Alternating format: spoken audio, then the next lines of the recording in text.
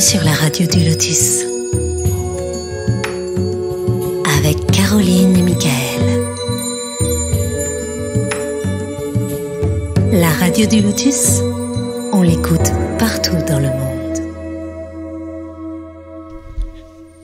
Bonsoir à toutes et à tous les amis, j'espère que vous allez bien. Vous êtes sur la radio du Lotus, Michael le Lotus avec vous en ce dimanche soir. C'est rare qu'il y ait des émissions le dimanche et c'est très bien parce que ça change aussi et voilà, et je trouve ça très sympa.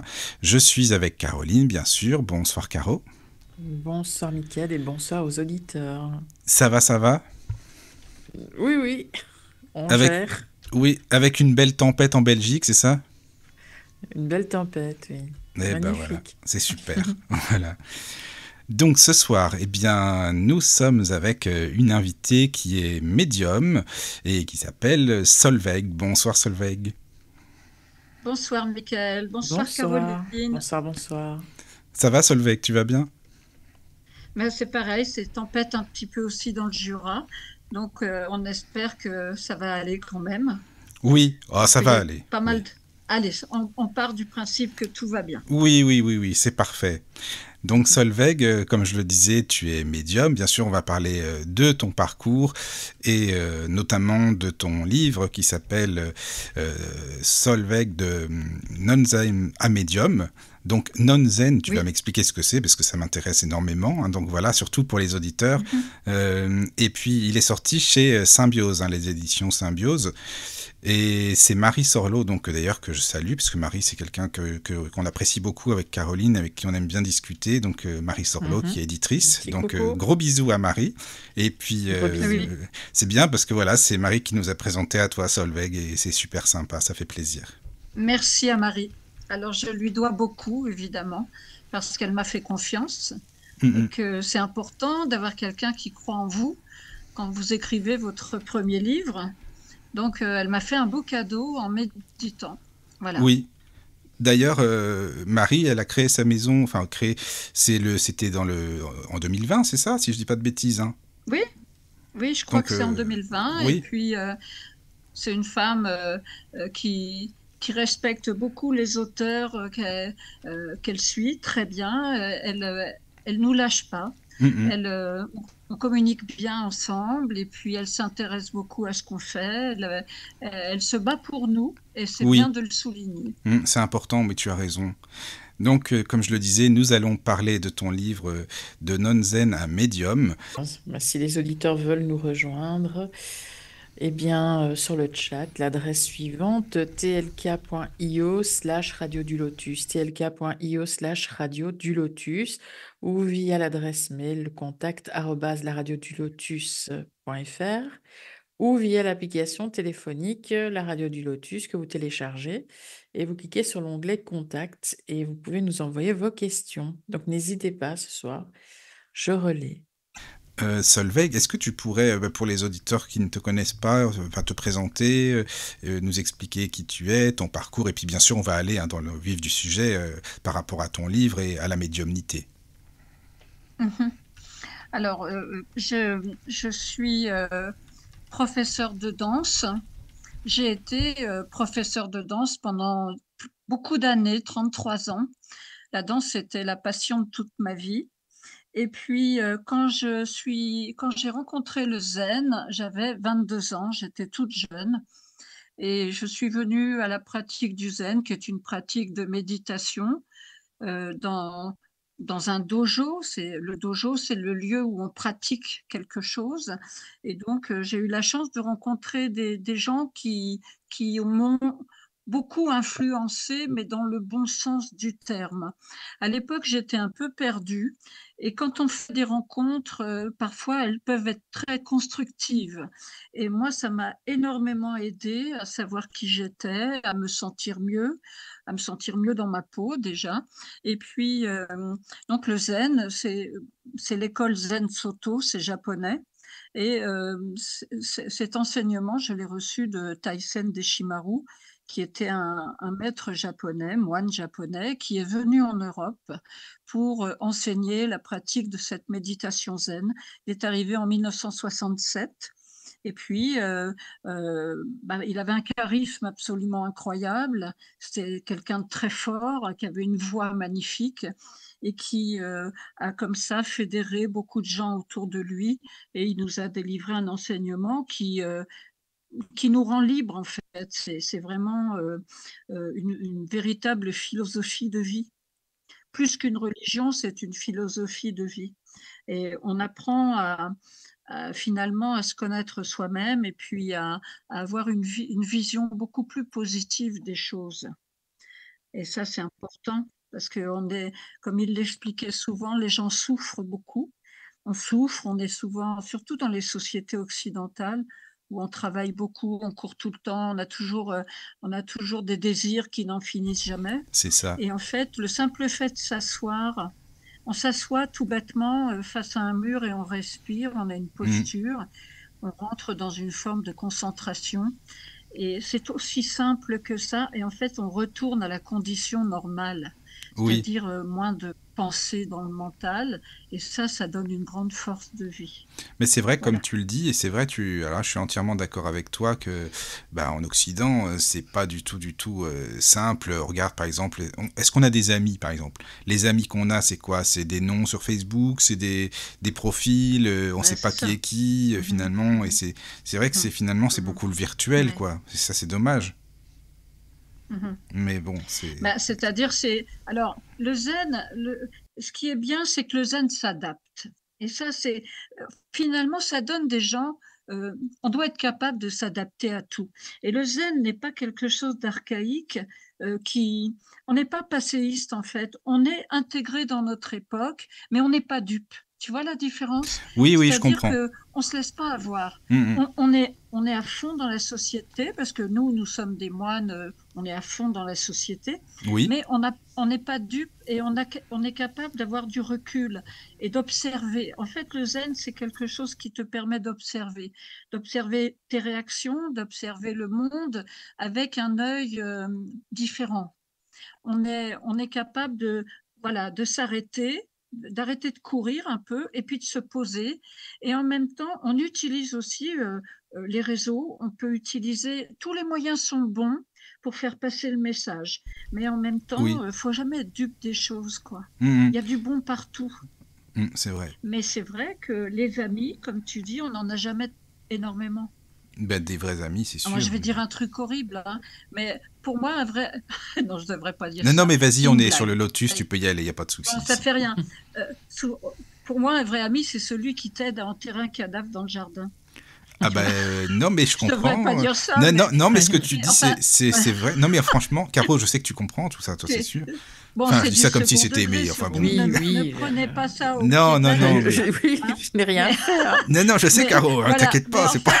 non, non, je dis ça, Solveig, parce que Caro, elle est... c'est une boutade. Là, C'est je une sais, boutade. mais comme Caro, elle connaît bien tout ce qui est... Enfin, voilà, les livres, on a parlé avec une amie à elle de tout ce qui est criminologie, ça m'a fait penser à ça, c'est pour ça. Voilà. Non, non, Et Caro en n'a pas fait, enterré de non, mais c'est cadavre, je drôle. pense pas. Je dis ça pour rigoler, mais en Oui. fait, c'est quelqu'un qui va te suivre jusqu'au bout, Mm, et qui va pas prendre la fuite parce que tu as des ennuis, tu vois. Oui, oui, oui, oui, c'est vrai. Et on dit toujours qu'on reconnaît ses vrais amis dans En tout l'adversité. cas, j'aime bien ce que tu dis, Donc, hein, franchement, Solveig, merci beaucoup. Hein. C'est ouais, bah, c'est vraiment bien. Mais tu vois, quand tu c'est dis comme ça, moine, là, tu as prononcé le mot moine ou nonne. Oui. Alors, c'est vrai que quand on Oui, parce lit que c'est le titre parce du que- livre, on se dit, mais alors, qu'est-ce que c'est quoi? Nonne, zen, Alors, enfin, tu en vois. fait, alors, on n'est pas des bonnes sœurs ou des moines. C'est pas tout à fait comme dans la tradition chrétienne. En fait, on reçoit une ordination. Alors oui, on reçoit une ordination, mais on peut être ordonné, par exemple. Le maître te donne la preuve de ton engagement, c'est-à-dire tu t'engages dans la voie du zen. Alors la voie du zen, c'est ne pas dire du mal des autres, aider les autres, voilà, c'est un peu Mais ça, ça, c'est ce qui est le plutôt christianisme aussi, en un même joli temps. programme. Oui, voilà, Voilà. c'est ça, c'est Mais universel. si tu veux, par exemple, on peut pratiquer le zen, être un moine ou une nonne et garder sa propre religion, tu vois. D'accord. Donc, Ok, je on peut comprends. pratiquer en restant protestant, Mhm. en restant comment dire, chrétien ou toute autre religion. Ce n'est D'accord. pas incompatible. Donc, le zen, c'est une façon, être moine ou nonne, c'est un langage parce que ça vient du Japon Mhm. et que c'est une pratique qui est codifiée. Hein. On pratique dans un lieu particulier, on a des kimonos qui sont noirs, etc. Bon, Oui. mais on n'est pas du tout une secte, ça n'a rien à Mhm. voir. C'est Non. simplement une pratique. Quand on s'engage, le maître vous donne une ordination, c'est-à-dire que vous devenez, euh, ben, vous, vous vous engagez dans la voie du Bouddha, c'est ça que ça veut dire, C'est ce tu que vois. j'allais te dire. Tiens, Et tu donc, vois, tu as pris mm, les mots, c'est bien parce que j'allais te dire, ça me fait penser mm, à tout ce qui est bouddhisme, mais quand tu dis ben zen, c'est ça me ça, fait penser à la méditation, aux voilà. exercices de ici et Ben, c'est tout maintenant et à tout, fait tu vois. ça. Mm. Ben, c'est ça. C'est la pratique du zen, Oui, oui. fondamentalement, c'est ici et maintenant. Mhm. Et il n'y a rien de plus difficile, hein. C'est très Ah, compliqué bah, d'être j'avoue que toujours c'est ici et compliqué. maintenant. Enfin, pour moi, c'est très compliqué, Parce que j'avoue. Ça. c'est un véritable challenge dans la vie, Ah oui, parce qu'on est toujours, si on observe un peu, on est toujours en train de se projeter, c'est ça. toujours dans le futur. Soit on est dans le passé, soit on est dans le futur. Et c'est Mhm. très compliqué. C'est pour ça que c'est une école de vie. Moi, je trouve ça Oui. génial, parce que moi, ça m'a vraiment donné un socle. Ça Ah m'a oui, permis de me relever. Bah, moi, d'accord. j'avais eu beaucoup de traumatismes dans ma vie et ça m'a Oui. vraiment euh, donné un socle. Et tu vois, Deshimaru disait qu'on devait être comme des arbres indéracinables dans la forêt. Et tu vois cette image de la tempête, justement, mais qui va pas te déraciner. Et la tempête, c'est les mauvais moments de la vie, c'est les aléas, tu vois. Parce que la vie, c'est pas un long fleuve tranquille, on le sait bien, et que ça te permet de surnager. Et Oui. il disait, il y aura toujours autant de vagues dans la vie, mais vous boirez moins de la tasse. Ah oui, c'est vrai. C'est aussi Mhm. simple. Parce que C'est cette simple. pratique-là, elle te donne de la force. Mhm. Ben Mais voilà, toi, c'est par tout. exemple, le Si tu Solveig, veux, qu'est-ce que ça t'apporte, enfin, qu'est-ce que ça t'apporte vraiment, disons concrètement, hein, concrètement dans ta vie, qu'est-ce que ça a changé, par exemple? ben, ça a changé beaucoup de choses parce que ça m'a donné une autre vision. Ça m'a enlevé mon statut de victime. Parce que il n'y a rien de plus simple que de se sentir victime de tout, finalement. Tu vois, moi, j'ai subi beaucoup de violence quand j'étais jeune. D'abord, j'avais un père qui était violent. Donc, ça a commencé très jeune pour moi parce que mon père me frappait. Et j'étais très abîmée, en fait. L'enfance était chaotique avec un papa violent qu'il fallait jamais mettre en colère parce que dès qu'il piquait des colères, on pensait avec ma sœur qu'il allait venir nous tuer. Et donc, quand tu grandis dans ce genre d'univers, bah, t'es cabossé quelque part. Et ça m'a permis d'évacuer ça, tu vois. Et donc, ça m'a donné cette liberté aussi de dire non, de dire bah, ça, j'en veux pas, ça, je veux, ça, je prends, ça, je prends pas. Et on devient des êtres libres, tu vois. On n'est plus dans le côté alors ça veut pas dire que les victimes n'existent pas, c'est pas ce que je suis en train de dire, mais quand on a été victime d'agression ou de violence, moi je m'adresse souvent aux femmes à travers ma pratique, eh bien on peut se relever. Alors chaque mois, il y a des gens qui vont se relever avec de la méditation, d'autres avec ils vont aller marcher en forêt, d'autres en fait il faut trouver quelque chose qui convient. Moi, je veux pas envoyer tout le monde faire pratiquer le zazen, tu vois. Oui, Et oui, il faut trouver ta voix, il faut trouver ce qui parle et ce qui va aider. Alors d'accord. je te dis, ça peut être de la sophrologie, Mhm. euh, voilà, n'importe quoi, de la marche, de la danse, de la natation, enfin. Mais sortir du statut de victime, ça me paraît très important. Oui. Donc moi, le zen, c'est derrière moi maintenant. Je ne pratique plus, hein. Oui, D'abord mais c'est parce que je suis un peu automatique. cassée. Le zen, maintenant, si tu veux, je l'ai en moi. C'est ça, voilà, tu l'as en toi, oui. Oui, oui. L'enseignement que j'ai reçu, je le porte en moi, je le porterai jusqu'au bout, et il m'aide énormément dans ma pratique de la médiumnité. Mais moi, je ne suis plus dans les dojos maintenant. J'ai pris ma retraite, si tu veux. Écoute, On peut t'as dire pris ta ça comme retraite ça. après une trentaine d'années, c'est bien, hein, ben Oui, voilà voilà. quoi, Donc, en ça va. fait, je ne pratique plus pour des Mhm. tas de raisons, parce que Deshimaru n'est plus de ce monde aussi. Quand tu suis quelqu'un qui a un Mhm. tel charisme, tu vas pas forcément suivre le successeur, tu C'est vois. ça, je suis d'accord. Mais Mais tu vois, voilà. regarde des trucs tout Donc, simples. Qu'est-ce que tu en penses sur le, enfin tout basique, hein, tu vois. Par exemple, on parlait du ici et maintenant. Bah, pour donner un exemple concret, bon, bah, toi et moi, on se connaît un peu. On a parlé quand même hors antenne, donc tu sais que je vois pas mhm, que j'écoute des livres audio, ça tu connais. Et mhm, donc, en fait, ce qui mhm, se passe, tu vois, c'est, par exemple, j'écoute un bouquin, bah tiens, par exemple, le livre que tu as écrit, par exemple, et puis, tu sais, t'écoutes, et puis il y a un truc qui te vient à la tête, ah ouais, non, mais il faut que je fasse mes courses, donc qu'est-ce que je vais marquer sur la liste? Ah oui, puis il y a ci et ça, et après, tu te dis, ah mais attends, j'en étais où dans la lecture? Tu reviens un peu, tu vois, ton cerveau, il a toujours mhm. tendance à aller un peu par-ci, Oui, oui, par-là, bien sûr, se balader, et bien je trouve que c'est sûr. très compliqué, enfin, pour Mhm. moi, c'est très compliqué de rester, mais vraiment bien fixé, ancré sur le moment ici et maintenant, le moment présent, Alors, tu vois.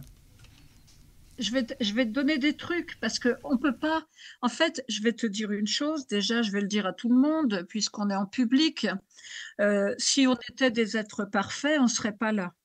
Hein. La vie sur Terre, c'est une école.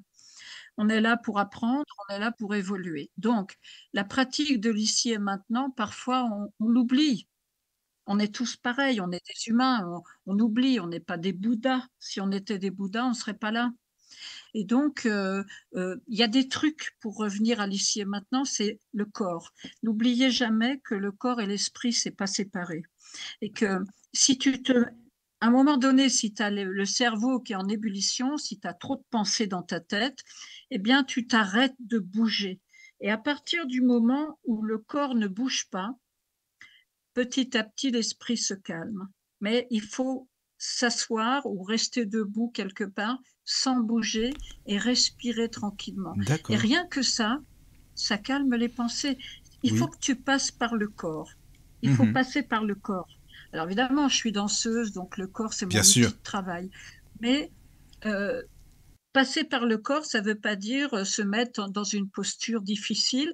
Ça peut être tout simplement d'arrêter ce qu'on est en train de faire et on ne bouge plus. Voilà, on s'assoit sur une chaise et puis pendant quelques instants, on calme le jeu.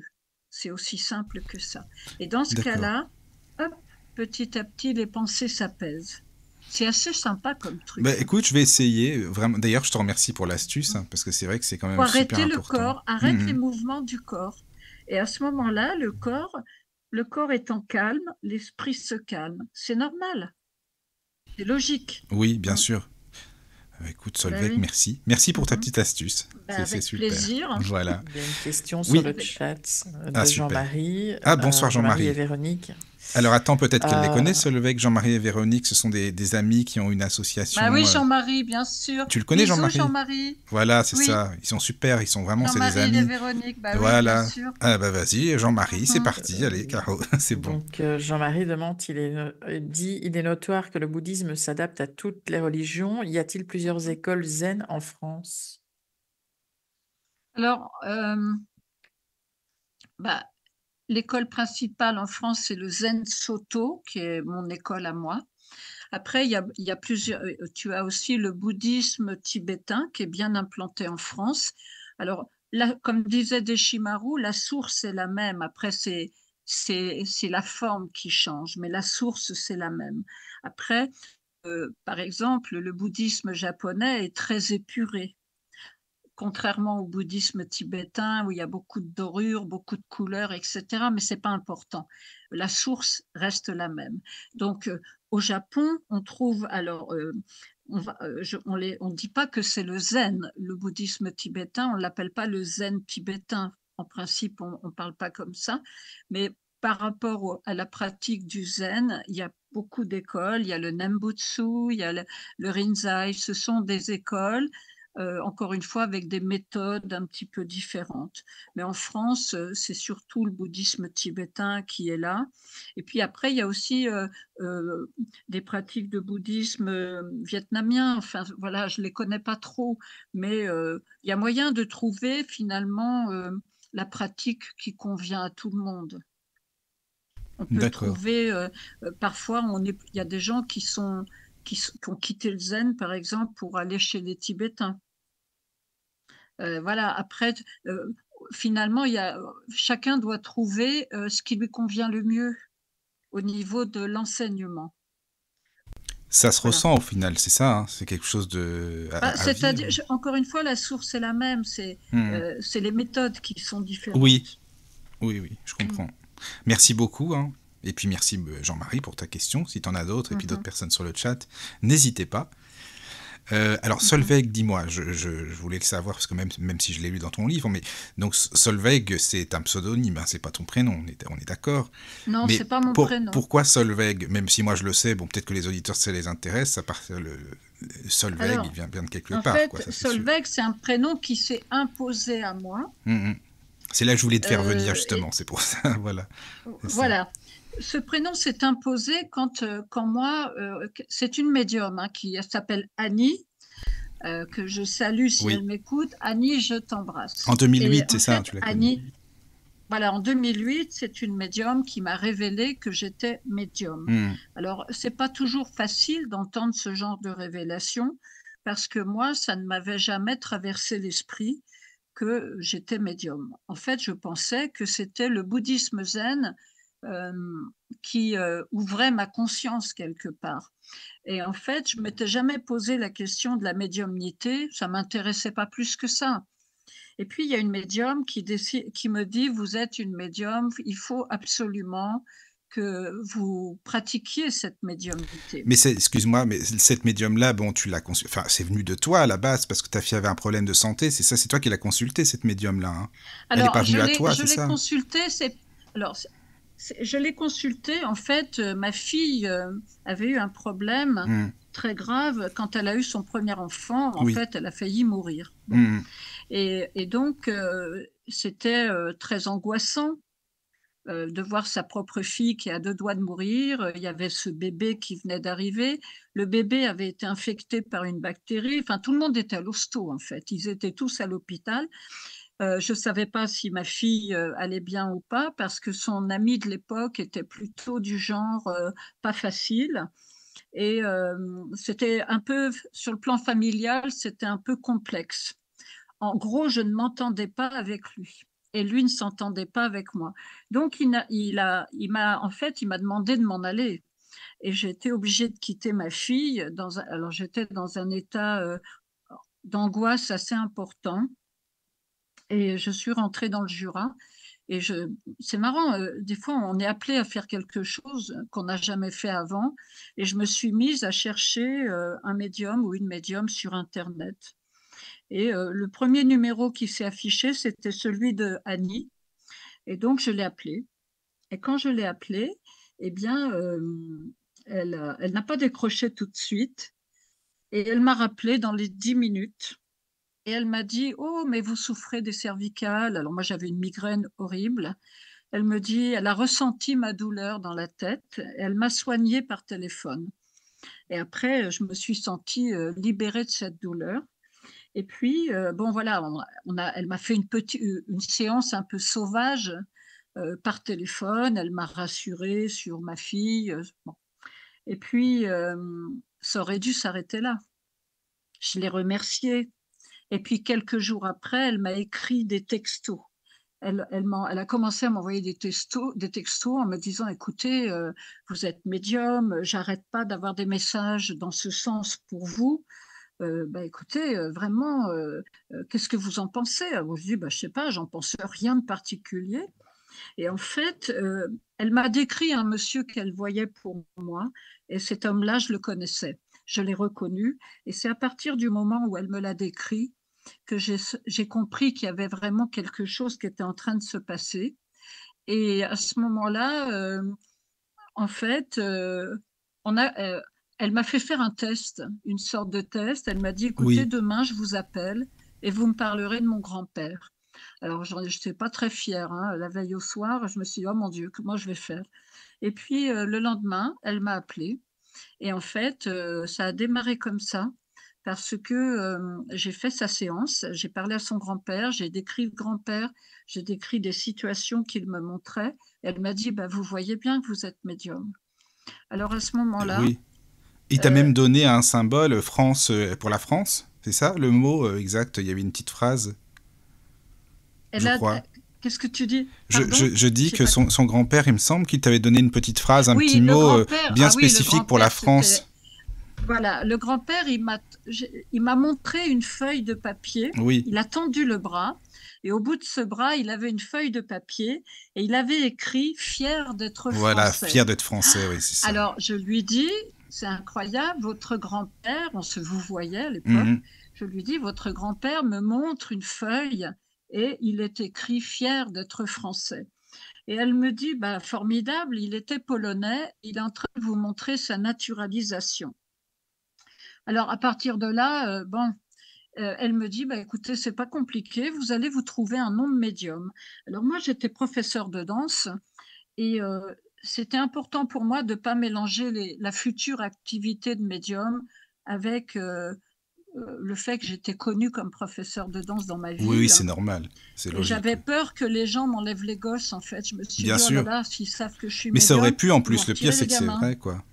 Non, mais c'est vrai, C'est hein, vrai, je me oui, suis oui, je dit, ils vont sais, c'est retirer vrai. les Oui, gosses. Il y a des gens qui ne sont pas du tout ouverts à oui, ça. oui. Oui. Alors, ce qui s'est passé, c'est que, donc, avec Annie, on était au téléphone toutes les deux et j'essayais de trouver un nom. Et encore une fois, c'est Annie qui a vu, elle a eu une vision, parce que moi, j'ai perdu un bébé. Et il y avait ma petite fille qui écrivait sur le sol, elle écrivait Solveig. Alors, et comme c'était le prénom que moi je portais dans mon cœur, parce que c'est un prénom qui était très important pour moi, c'est un prénom nordique, norvégien, qui veut dire route ensoleillée. Sol, c'est le soleil, et Oui. Veg, c'est le chemin. Mhm. Donc, c'est chemin ensoleillé. Bon. Et ma petite fille, mon petit bébé qui est dans l'au-delà, a écrit sur le sol, avec un bâton, sur le sable, elle a écrit Solveig. Alors Ah j'ai dit, oui. ben voilà, Non, ce c'était sera vraiment Solveig. prédestiné en tout cas Voilà, comme prénom. Puis voilà, c'est c'est beau en ça. plus Et comme donc, à histoire. partir de là, j'ai commencé, et Annie a été un ange gardien pour moi. Vraiment, je lui rends hommage parce que elle a aucune idée de comment elle a changé ma vie. Elle a dit, je vais vous envoyer des cartes de visite. Et elle m'a envoyé 1000 cartes. Et elle m'a dit, demain, je vous envoie des gens. Ah, c'est sympa ça.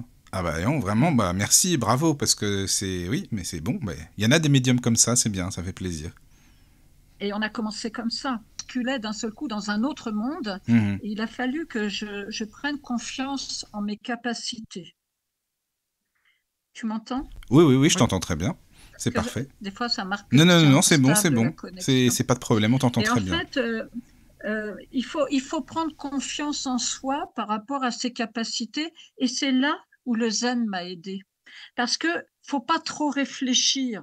Et je vais vous dire quelque chose à tous les deux parce que c'était très important pour comprendre l'état d'esprit des gens dans le zen.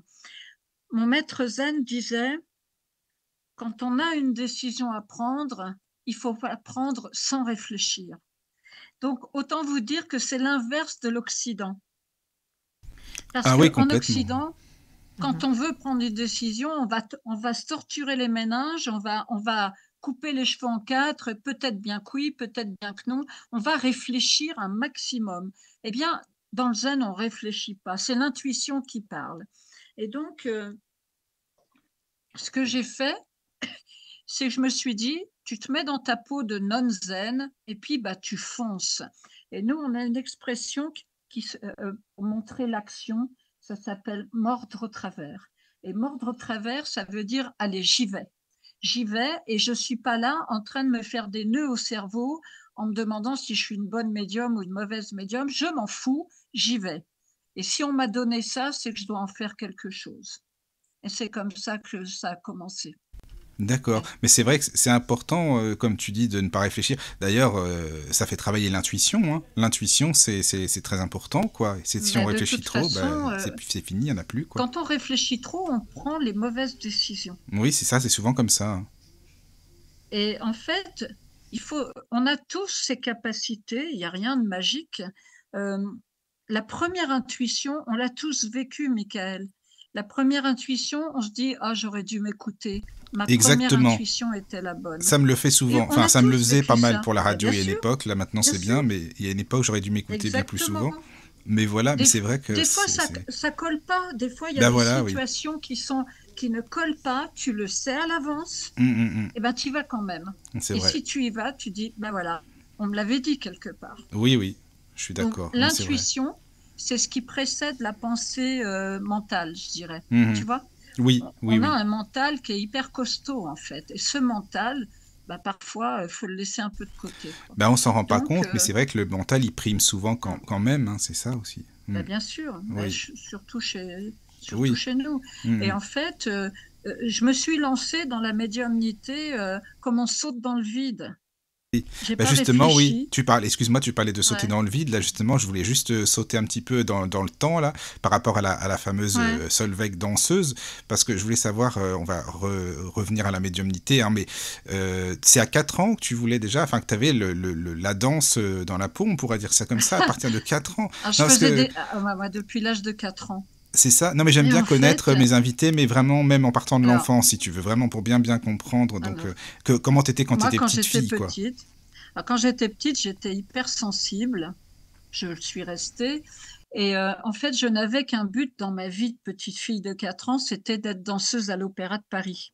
Alors moi, je suis de la région parisienne et évidemment, mes parents étaient modestes et à l'époque, la danse, c'était un peu inaccessible pour des gens modestes. Ça s'est beaucoup démocratisé depuis. Et en fait, je ne pensais qu'à danser. Alors, je dansais tout le temps, du matin au soir. Et puis, j'allais au patronage chez les bonnes sœurs le jeudi. C'était le jour de congé des enfants à l'époque. Alors, j'allais au patronage et j'arrêtais pas de monter des spectacles aux bonnes sœurs. C'est Je me marrant, ça. rappelle. C'est Ah sympa. ben, je montais Mm. tous les ballets classiques, mais moi, Oui, j'avais peur de rien, hein. mais tu Je disais aussi montais dans ton livre que Copé. t'es allé Ouais. voir une représentation, c'est ça, à l'Opéra de Paris, et quand t'es rentré chez toi, tu dansais vraiment, t'étais à fond vraiment dans cette danse-là, et t'y arrivais bien, comme si tu connaissais déjà, c'est ça? J'ai toujours eu le sentiment de connaître la danse classique par cœur. Mhm. Alors, maintenant, avec le recul, je me dis très probablement que c'était un souvenir d'une vie d'avant. Parce Bon, que certainement. les enfants, souvent, ont des souvenirs à l'âge de 4 ans. Ça s'arrête vers 6 ans, mais il y a beaucoup de réminiscences de vie précédente chez les enfants. Et j'avais le sentiment de tout connaître de la danse classique, les positions, tout ça. Je savais, je peux pas dire pour comment je savais, mais je le savais. Après, j'avais que 4 ans, et donc, même si je le savais, il fallait quand même réapprendre.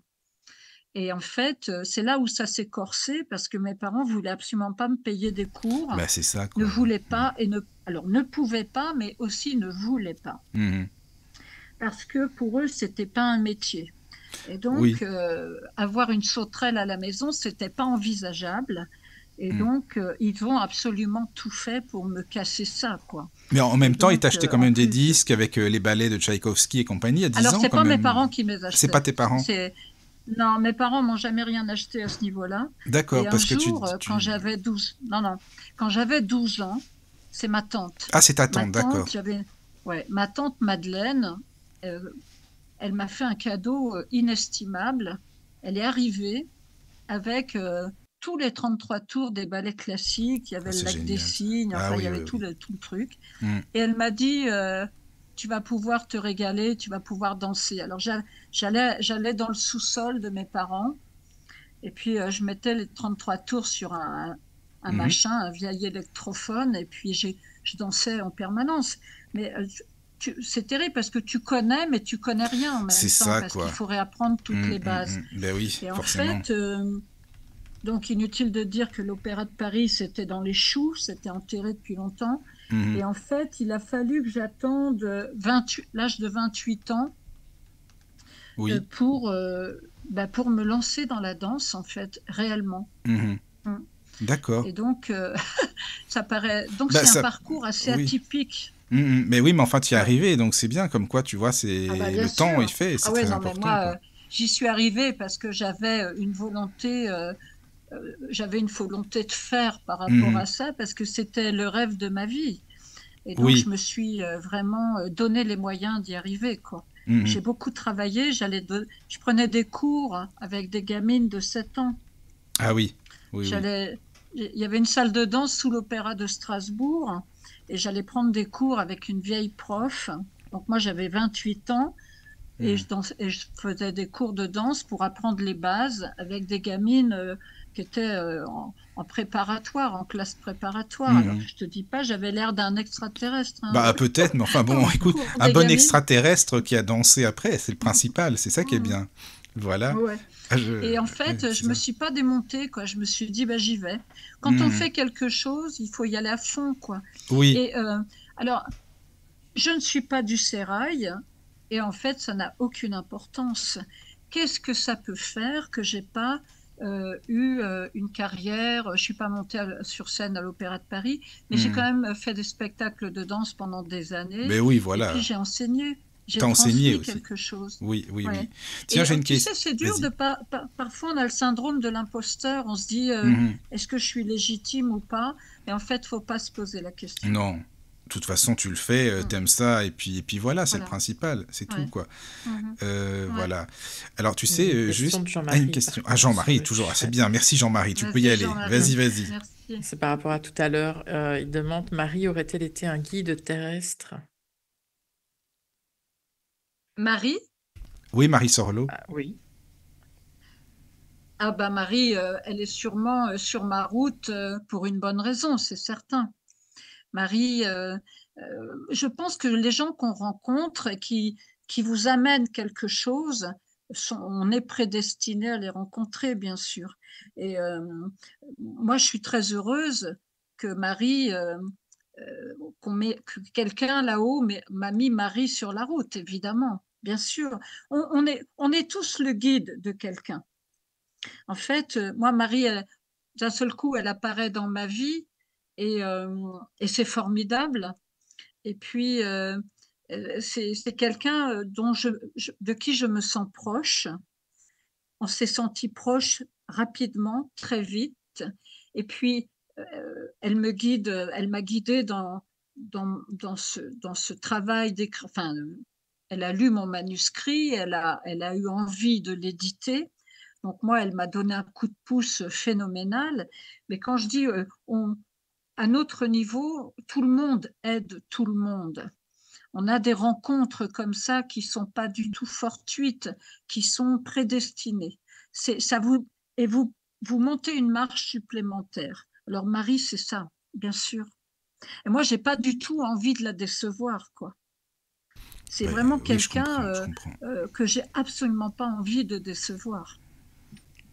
Ben, on est là, Comme j'ai donc pas envie de décevoir Annie non plus. Ben ouais, c'est ça. Annie, elle a changé ma vie, quoi. C'est quand même des Hum, gens hum, hum. qui changent ma vie à chaque fois. Et je Oui. me dis, si moi je peux changer ne serait-ce qu'un tout petit peu la vie de quelqu'un, je serais vachement Mais contente, ce sont quoi. des personnes qui sont pas là C'est, pour rien, c'est vrai. Ah, oui, je suis d'accord, ça ben voilà, c'est c'est ça. sûr, quoi. Mhm. Oui, oui. Absolument. D'accord. Ouais. Merci pour Jean-Marie. Je sais pas s'il y a d'autres questions, Caro, ou Ben non, merci pour l'instant. Jean-Marie. Non, pour Non. l'instant. Non. Ah ouais. Alors tu sais, Solveig, je voulais savoir par rapport à quand tu étais petite, parce que justement ça a plus ce rapport ensuite avec la médiumnité.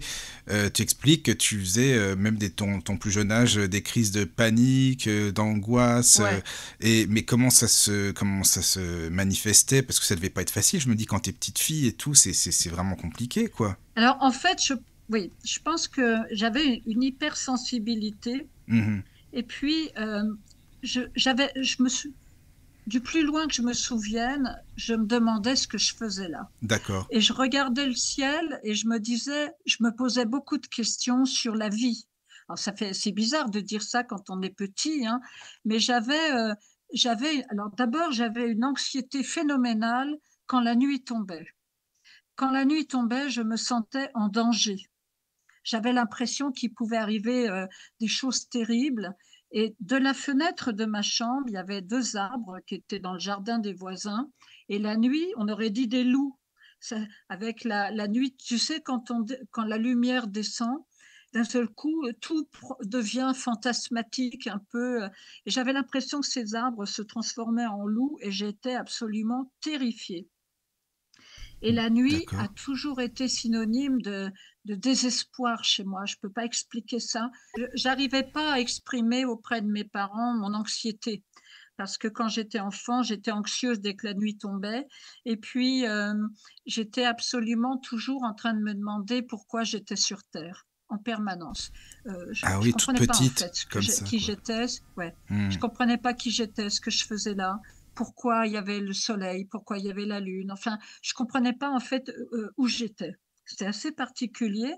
Alors que ma sœur, elle avait pas ça en tête, tu vois, elle pensait pas du tout à des choses comme ça. Et moi, j'étais un peu comme ça à me demander, mais Entre pourquoi deux je suis mondes? là, quoi? Entre deux mondes, exactement. Et puis, j'ai toujours eu le sentiment qu'il manquait quelque chose, qu'il me Mhm. manquait une partie de moi-même. Et par la suite, j'ai découvert que j'avais une jumelle qui a disparu, qui n'est pas venue au monde. Et en fait, c'est le syndrome du jumeau manquant, en fait. Ça, je l'ai découvert évidemment beaucoup plus tard. Et ça fait que j'étais une enfant plutôt angoissée. Et comme j'avais un père qui était extrêmement violent, qui avait des crises de colère invraisemblables, une mère très dépressive, moi j'ai été vraiment entre deux personnes qui avaient d'énormes problèmes psychologiques. Une maman toujours en dépression et hospitalisée sans arrêt, et un père qu'il fallait pas emmerder en fait, tu vois, qui était D'accord. toujours très Hmm. pris, Oui, oui, voilà. oui, oui. Et donc, débrouille-toi avec ça. Et en fait, avec ma sœur, on a vécu une enfance très anxiogène. Pour vous dire, à tel point qu'on échafaudait des plans d'évasion.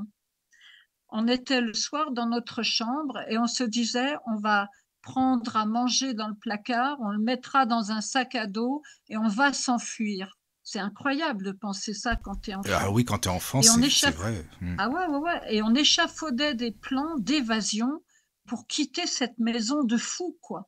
Et en fait, on l'a jamais fait, évidemment.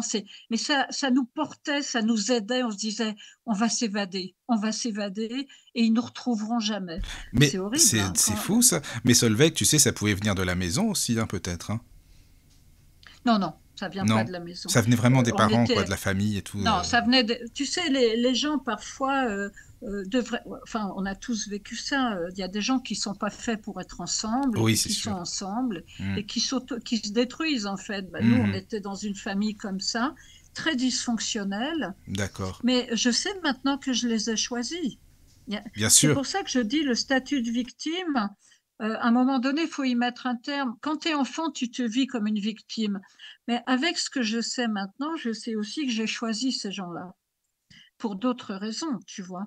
Mais en même temps, moi, j'ai aimé mes parents, mais franchement, honnêtement, ça a été compliqué. Et je me Oui. suis enfuie à 18 ans. Hein. Moi, je me suis barrée de Ah chez oui, moi. Hein. carrément, tu t'es... Je me Bah ouais, suis... écoute, Ouais, oui. Bah. ouais, moi, je me suis Alors, enfuie. en plus Oui, je me des suis crises de enfuie. panique, tu es somnambule aussi, tu étais somnambule. Oui, ah bah oui, alors là, complètement, alors ça n'arrangeait rien parce Ben non, que mais en même, somnambule quasiment une en nuit même sur temps, deux. les somnambules, justement, bah, par rapport à la médiumnité, ça me parle en fait, parce que bon, bah, justement, quand on est Bah, je somnambule, pense que j'étais tu étais déjà, déjà tout connecté. Hein. ça était là. Ben C'est oui, une c'est ça, espèce de quoi. C'était gestation, latent, mais voilà. toi, mais tu ne sais pas que tu es connecté, c'est pas possible, tu vois, tu ne le sais Mhm. pas.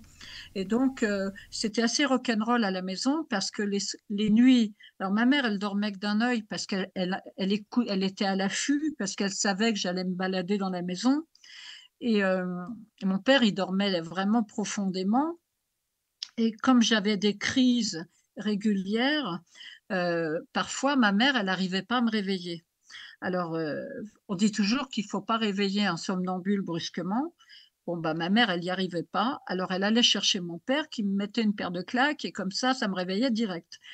Et ça a été très difficile à supporter pour moi, le somnambulisme, parce que c'est une partie de toi que tu ne contrôles pas. Tu ne peux pas contrôler. Donc, tu as l'impression que tu as une double vie que dans la journée, tu vas à l'école, tu rentres, tu prends ton goûter, tu fais tes devoirs, tu te couches et là, c'est parti pour un tour. Et la nuit, bah, il se passe des tas de choses. Ça m'est arrivé de retourner tous les meubles de ma chambre en pleine Ah nuit oui? et de ne Oui. pas être consciente du tout de ça. Ouais. Et Et j'avais une c'est... cousine qui était comme moi et D'accord. qui habitait au 7e étage. Alors le père, il avait grillagé les fenêtres Oui, bah pour oui. éviter qu'elle saute par la fenêtre, quoi. Mais Alors les nous, ça allait, somnambules, est-ce qu'elles voient ou est-ce qu'ils voient? Parce qu'on dit que bah, même s'il n'y a pas de lumière et tout, enfin, ils se dirigent vraiment très bien, comme s'ils Ah étaient oui, bah, oui, guidés oui, par moi je me l'esprit, dirigeais justement. toujours très bien. Oui, Ah oui, oui, bah, c'est moi je ça, me quoi. dirigeais parfaitement bien. Ouais, Mhm. ouais. D'accord. C'est un état second. En fait, Oui. le somnambulisme, c'est un état de conscience modifié. Et, et donc, bon, bah, voilà, moi j'ai eu ça quand même jusqu'à plus de 30 ans, hein. Alors, Ah c'est pas oui. très marrant quand tu es en couple. Non, j'imagine que ça Faut doit pas être pas trop. marrant. Pour non, c'est Non, vrai, j'imagine. J'imagine. c'est pas des trucs très avouables. Au début, tu dis Hmm. rien. Et puis Oui, tu oui. dis, bah, il découvrira ça tout seul. Mais c'est pas Oui, mais très. c'est peut-être J'avais un peu flippant. C'est honte de peut-être ça. flippant s'il Ouais. connaît pas et tout. Après, voilà. Mais bon, après, voilà, c'est Bah, comme c'est ça. toujours Hein. un peu flippant parce que, Hmm, tu vois, par exemple, pour dormir, quand tu es invité chez des gens, ça m'est arrivé d'être invité chez des amis et de me dire: «Oh mon Dieu, pourvu que j'ai pas une crise de somnambulisme cette nuit» et boum, ça arrivait, quoi. Et après, le Ah, lendemain, c'est les gens ça. te disent: «Oh là là, dis donc, cette nuit, tu m'as réveillé, tu voulais partir faire les courses, tu Ah te rends oui. compte?» Et moi, Hmm. j'avais honte. C'était Bah, je horrible, en comprends. fait. Ouais, c'est vrai que c'est pas facile quand même, Mmh. j'imagine, à vivre ça. Ouais, c'est sûr. C'est très gênant. Oui. Mais je pense qu'il y a une connexion.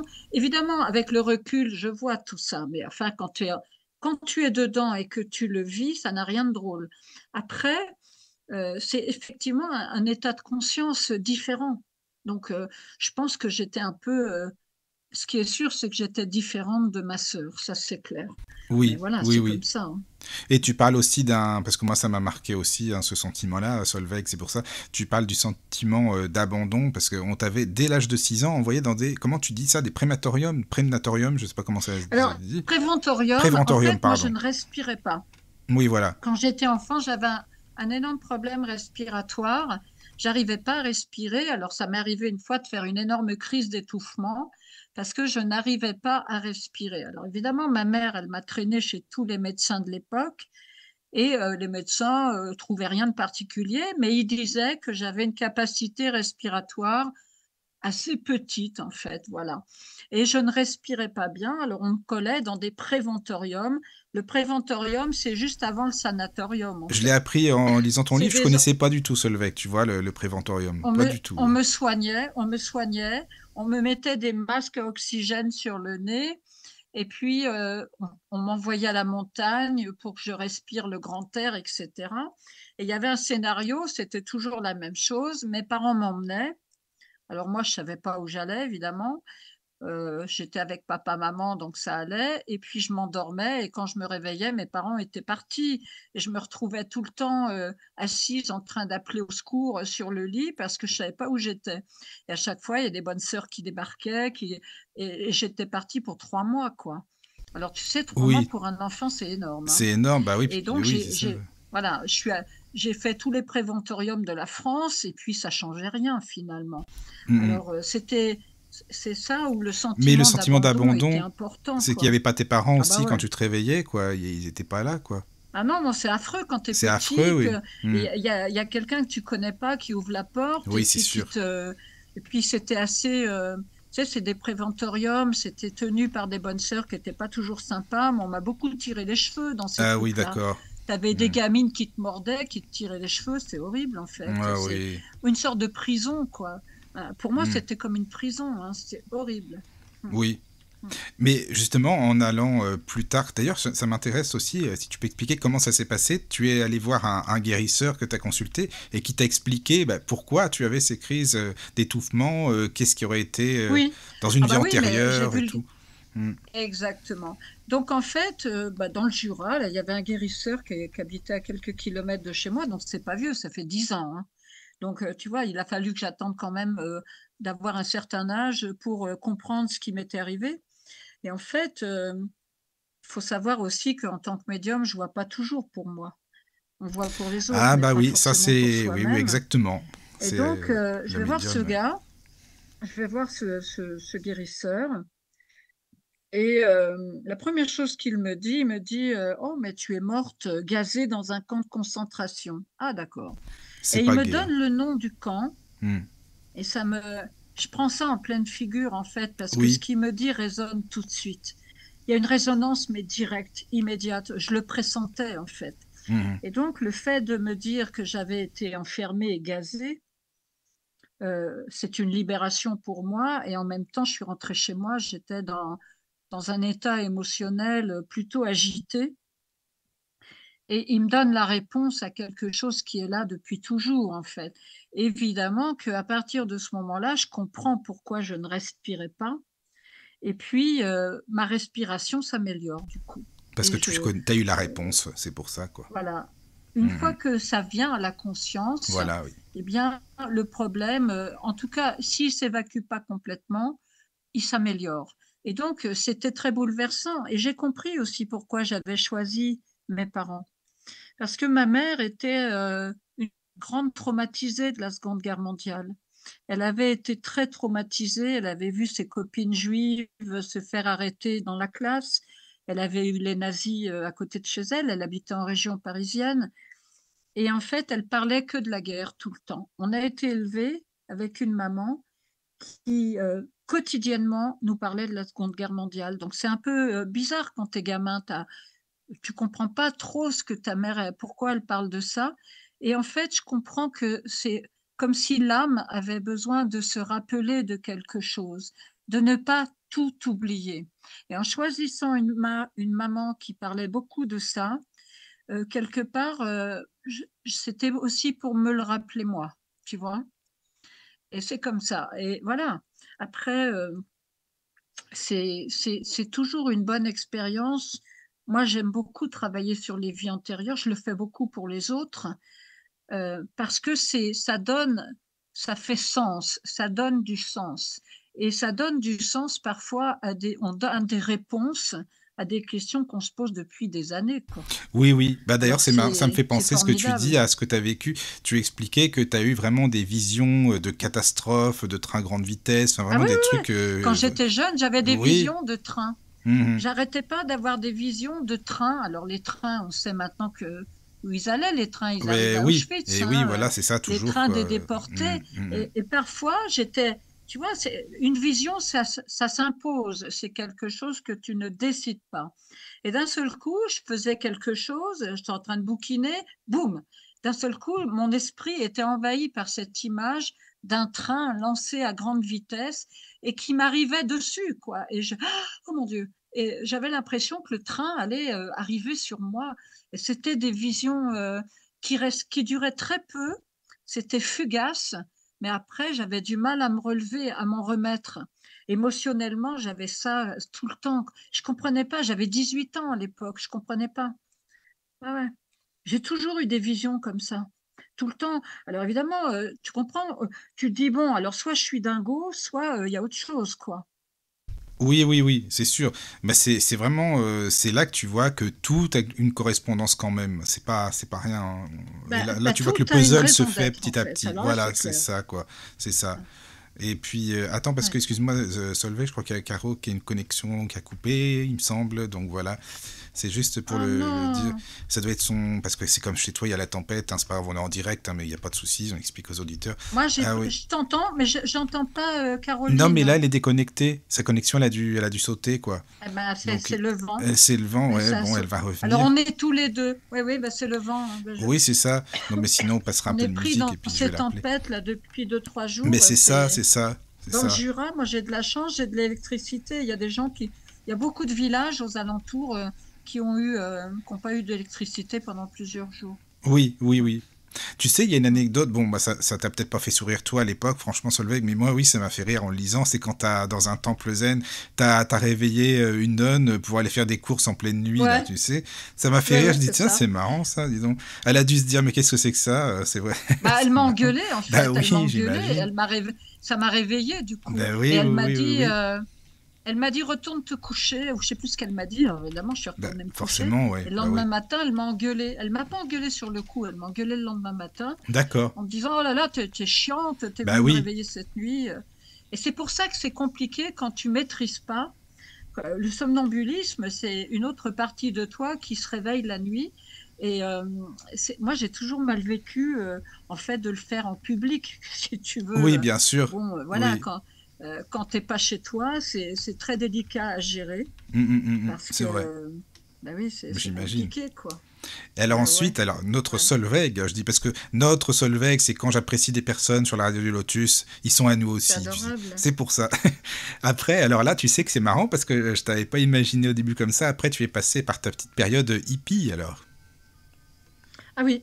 Ah bah Alors moi, oui. j'ai tout lâché. Voilà, c'est J'ai ça, tout oui, c'est lâché, ça. mais le fait de tout lâcher, ça n'arrive pas par hasard non plus.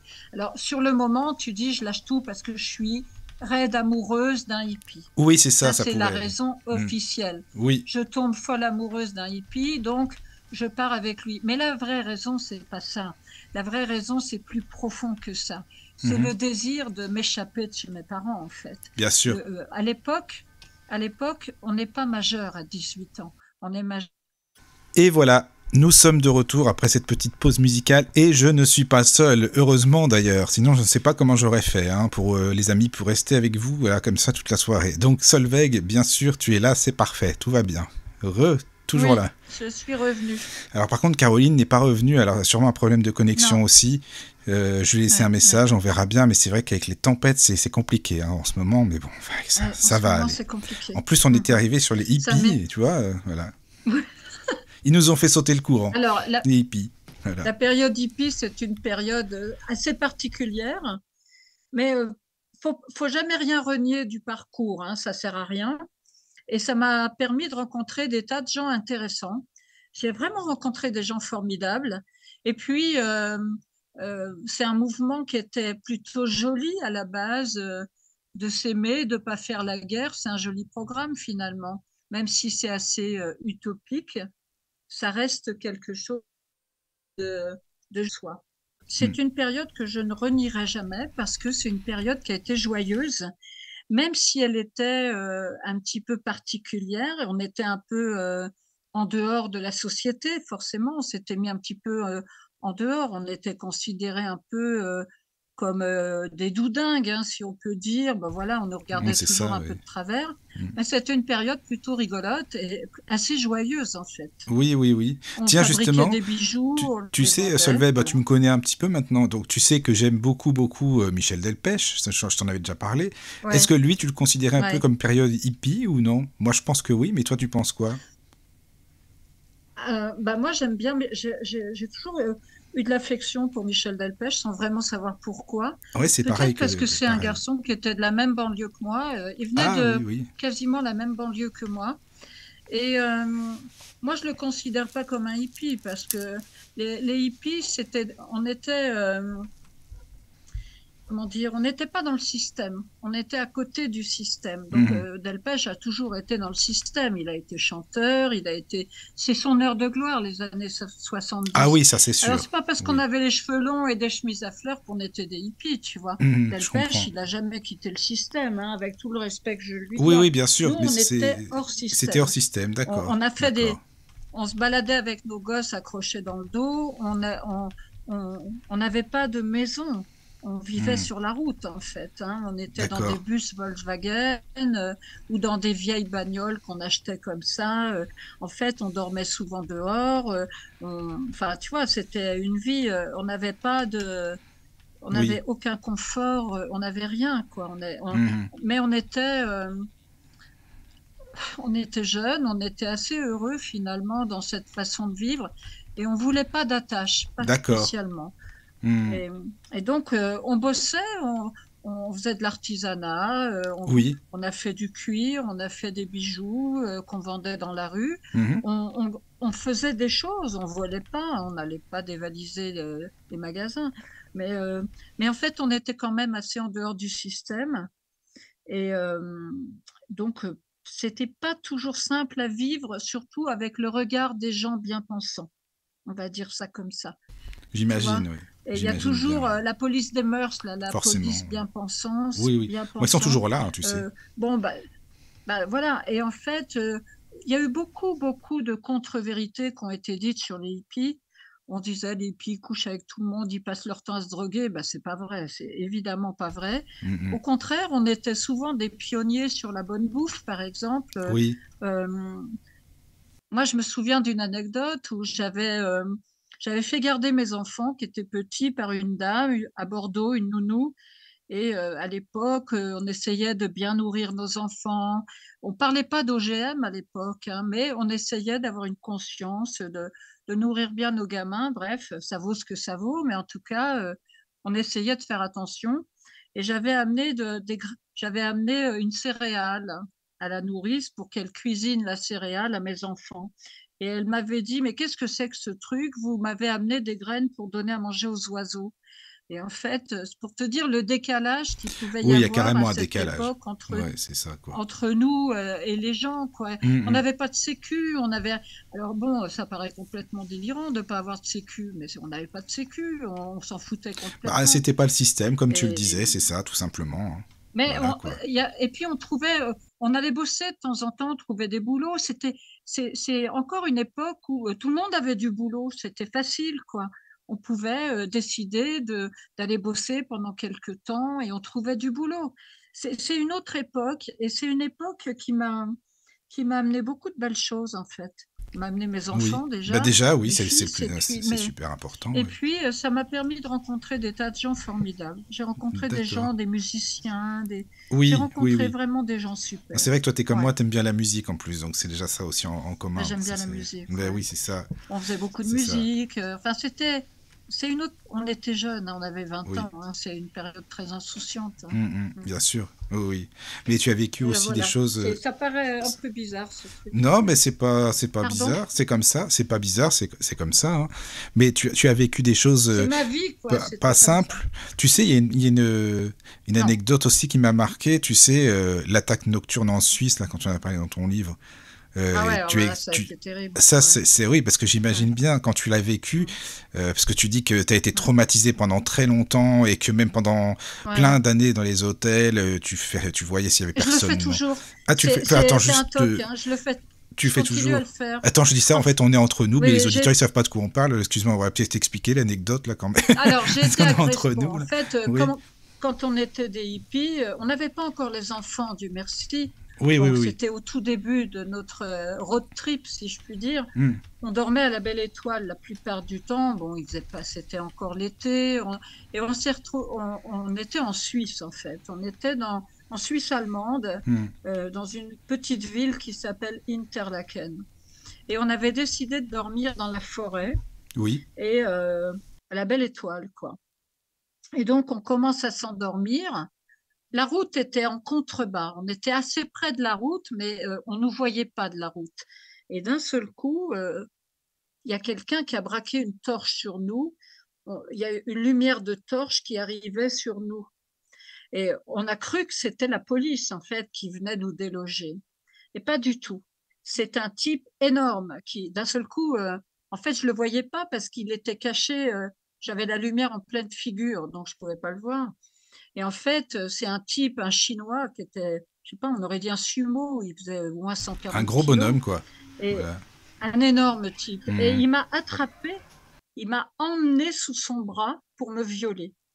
Et il a descendu la route et il a monté l'autre côté, l'autre versant de la forêt, et il s'est couché sur moi.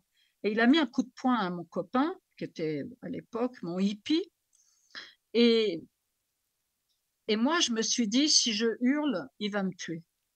Et c'est incroyable quand votre vie est en jeu. Moi, j'ai jamais été aussi calme de toute ma vie. J'ai eu un calme incroyable et j'ai caressé la joue de cet homme en lui parlant tout doucement.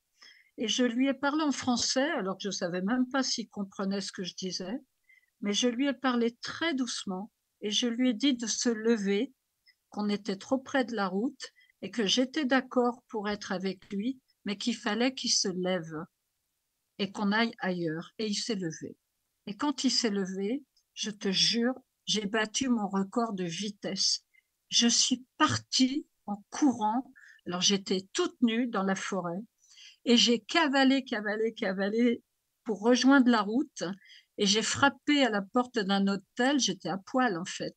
Et alors, tu peux imaginer les Oui, Suisses la fille allemands, qui la vient tête comme qu'ils ça. ont Oui, fait voilà, quand ils ont ouvert la forcément, porte. quoi. Bah oui. Ils ont appelé la police, etc. Mhm. Bon, on a cherché le bonhomme, on l'a jamais retrouvé. Et j'avais l'impression, comment dire, d'avoir échappé au pire. Puis je crois que c'est pas une impression, j'ai vraiment échappé au pire. Et ce Mhm. jour-là, je me suis dit que j'avais une bonne étoile. Je me suis dit qu'il y avait vraiment quelque chose au-dessus de moi qui m'avait aidé, quoi, qui m'avait sauvé.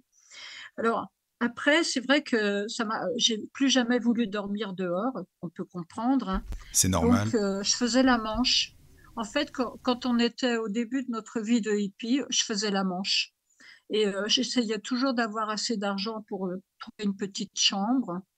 Ça, je le raconte pas dans le bouquin que je faisais la manche. Non, non. Puis en fait, voilà, hein, c'est comme ça, hein, Oui, oui, bah, on était pieds c'était nus, comme on ça, n'avait oui. rien, on faisait Mhm. la manche, et puis c'est comme ça. Mhm. Et je me suis, après, à chaque fois, je peux pas m'en empêcher, c'est plus fort que moi.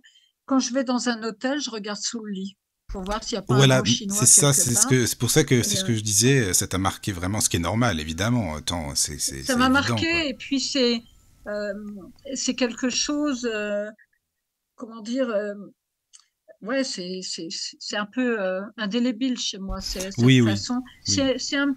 On a tous des petits vélos, hein. Moi, c'est mon Mhm. petit vélo, c'est de regarder sous les lits dans les chambres d'hôtel. Mhm. Et ça me rassure, en fait. Oui, voilà, C'est comme c'est une ça. protection, quoi. Mm. Mhm. C'est ce que c'est. Ouais. Mais dis Mais donc, c'est vrai que t'as j'ai beaucoup. toujours eu le sentiment Oui, d'être protégée. Ça, c'est quelque chose que je peux te dire, Michael. d'accord. Le sentiment que dans toutes les, dans toutes les situations difficiles, voire hyper délicates, j'ai toujours eu quelqu'un au-dessus qui m'a protégée. J'en suis Une absolument bonne convaincue. étoile, quoi.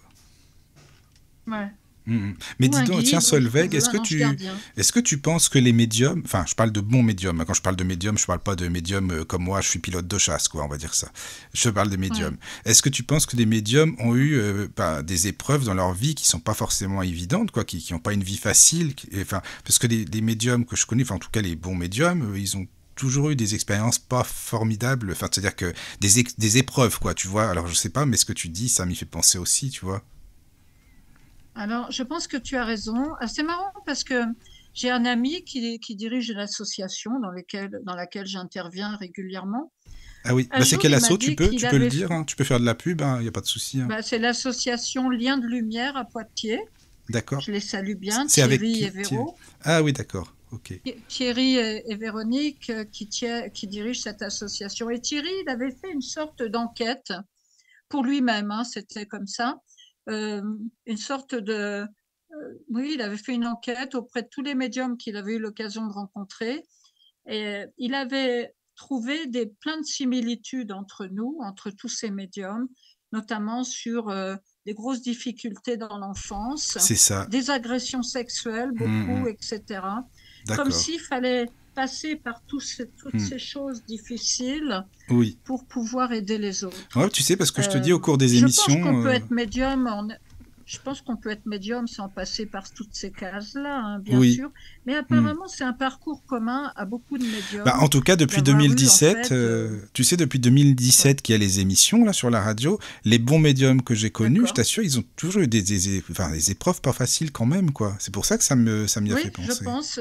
Bah, d'après Thierry, il trouvait aussi qu'il y avait un sacré pourcentage de médiums qui avaient eu beaucoup, beaucoup de difficultés personnelles dans l'enfance ou dans la jeunesse, et puis bah, qui finalement amènent à une compréhension de la vie aussi, de soi-même. Et puis, si on n'a rien vécu, peut-être que c'est plus compliqué d'aider les autres, je ne sais pas. En tout C'est cas, possible. chacun a son parcours. Mm. Je pense que tu as Voilà. raison, Mais c'est certainement. vrai que, Oui. ouais, Mm. ouais, ouais. C'est bien, c'est bien. Bon, après, c'est pas une option, hein, c'est pas.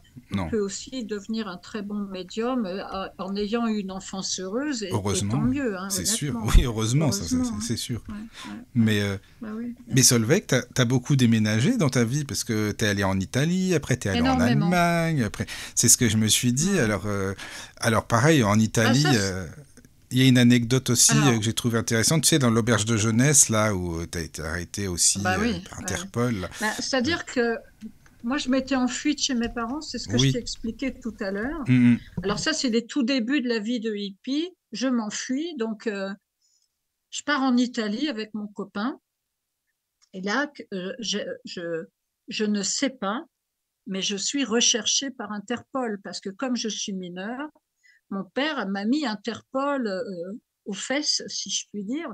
Et ça, moi, je ne le sais pas. Je ne sais absolument pas que j'ai Interpol qui me cherche.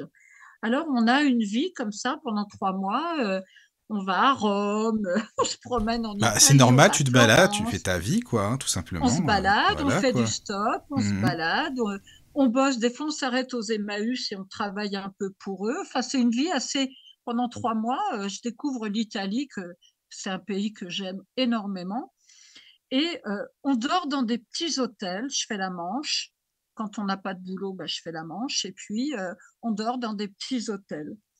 Et puis, un soir, on arrive à Pise. Et à Pise, j'aime pas du tout la ville. Dès que j'arrive à Pise, j'aime pas. Et je me sens pas bien. Il y a un truc qui va pas, je me sens pas bien. Et on ne trouve pas du tout d'hôtel. Et à ce moment-là, on est obligé de se rabattre sur l'auberge de jeunesse de Pise, parce que moi, je veux pas dormir dehors. Et on décide, on avait toujours évité les auberges de jeunesse parce qu'elles étaient contrôlées par la police quand même. Et moi, mon copain, il était recherché parce qu'il refusait de faire le service militaire. Donc, il était recherché quand même. C'est pas un bandit, mais il voulait pas faire l'armée en France. Donc, lui, déjà, il était recherché. Donc, à cause de ça, on ne voulait pas aller dans les auberges de jeunesse. Et moi, je savais pas que j'étais recherchée aussi. Et tu pouvais Donc, pas on va savoir. dans l'auberge de jeunesse à Pise. On se retrouve séparés parce qu'il y a des dortoirs de filles et des dortoirs de garçons. Moi, je suis au rez-de-chaussée, puis lui, il est au premier étage.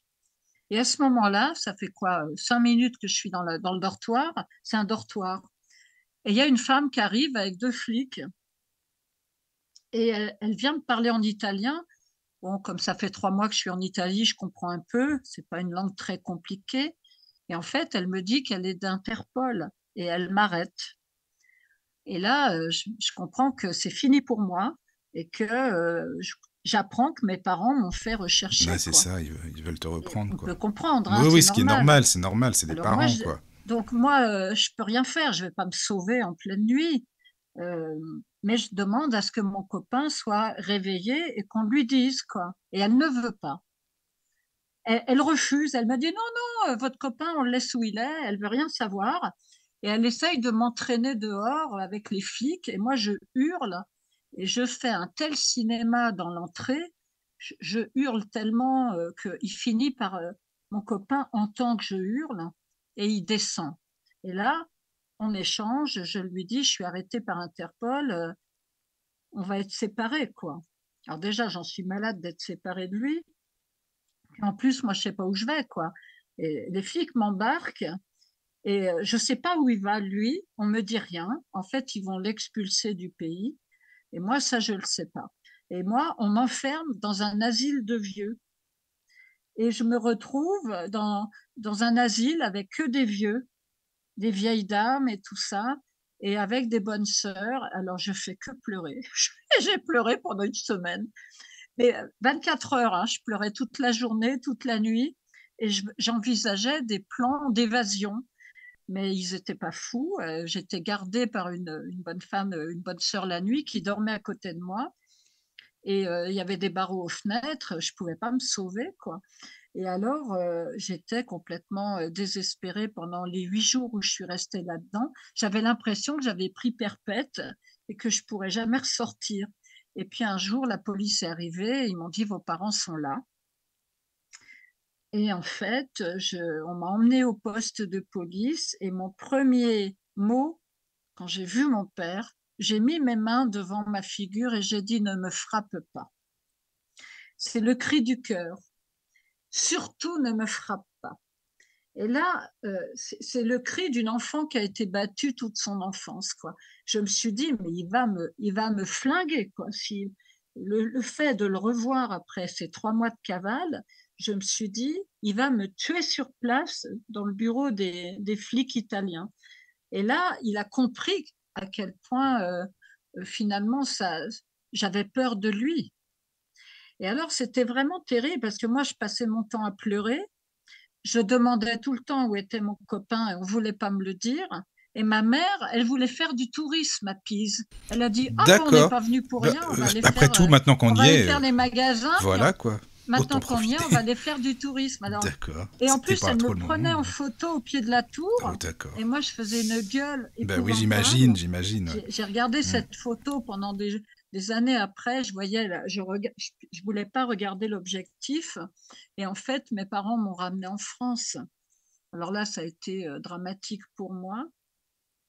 Et je Oui, puis en savais pas où plus, était mon t'avais pas ton copain. copain, bah Et c'est ça quoi. finalement, Forcément. Ouais. voilà. Tu sais, Mm. quand tu es jeune, tu es Oui, bah, très amoureux. Et bah puis, en fait, j'espère on nous qu'après avait aussi, parce que séparés. sinon c'est triste, hein, mais bon, oui, enfin quand t'es jeune, oui, Et t'as. en fait, ce qui s'est passé, c'est que c'était une émancipation pour moi parce que passer 3 mois comme ça dans un autre pays, euh, je voulais pas revenir à la vie d'avant chez mes parents. C'était pas possible. Et donc, ils ont accepté. Alors, mon copain m'a retrouvée. Il est venu me chercher. Et le seul moyen pour nous d'être ensemble, c'était de se marier. Alors, on a dit qu'on allait se marier.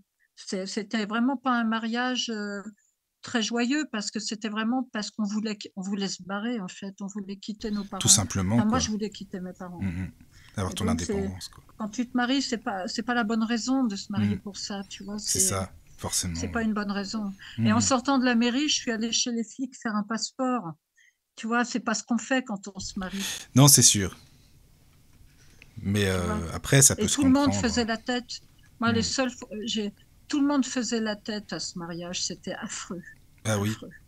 C'était pas un mariage, c'était un enterrement, en fait. C'est C'était, ça. tout le monde faisait la tête, mes parents ils parlaient pas, mon père disait que mon mari avait l'air d'un clochard. Ah oui, C'était, d'accord. Bah oh oui, mon Dieu. forcément, avec Ah ouais, le ouais, hippie et ouais, tout. Mais non, mais après, tu ouais, sais, c'est des ouais. expériences de la vie, c'est comme ça. Hein. Puis voilà, quoi. Mhm, C'est ça. mhm, Et puis par rapport mhm. à ta médiumnité ensuite, alors comment est-ce qu'elle est réapparue ou apparue, enfin finalement, cette médiumnité-là, parce qu'elle est revenue quand même, Ben, la heureusement, quoi. médiumnité, elle a toujours été là. Voilà, oui. En fait, la médiumnité, elle est là, mais tu le sais pas forcément.